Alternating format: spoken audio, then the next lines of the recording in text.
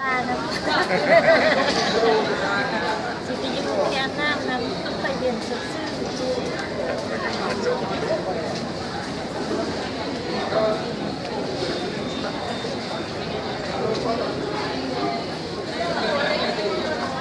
ได้หมดทุกคน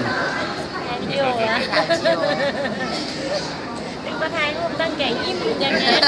ไม่มีครับมีหมดทุกคนหมดละสุดท้ายยังเหลือแต่เฮาได้เลยว่าไงเห็นหน้าหมดทุกคนสองแม่ลูกยิ้ม